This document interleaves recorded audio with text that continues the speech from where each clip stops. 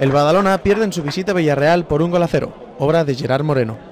En un partido flojo, el Villarreal anotó el tanto después de un despiste de la defensa escapulada.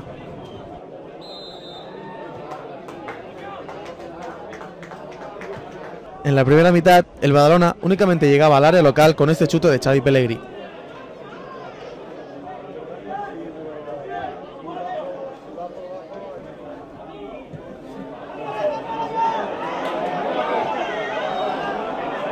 A partir de ahí, ambos equipos buscaban tener la posesión, pero era el Villarreal quien creaba más peligro. Al descanso, 0-0 en un partido igualado.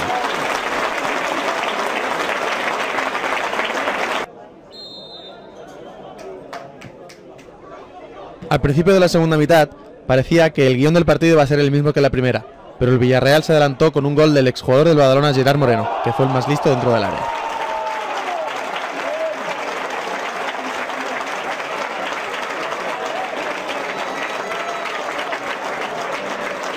El Badalona intentó reaccionar dando entrada a Sergio Cortés y Joan Grasa, pero no creó peligro en la portería local. Los cambios dieron más profundidad al equipo, pero no conseguían finalizar las jugadas. Así pues, derrota por la mínima en Villarreal en un partido igualado y poco brillante. El entrenador escapulado, Albert Cámara, hace autocrítica y cree que su equipo no se ha encontrado en todo el partido. La veritat és que s'ha repetit una mica el partit del Nàstic, el que passa que avui ells han encertat una primera part en què l'equip realment no ha estat, ha deixat el partit en mans del Villarreal, una cosa que realment no tenim preparada, i una segona part que a partir del gol realment es veu el Badalona que ho volem tots. Tenim que fer un pensament, jo crec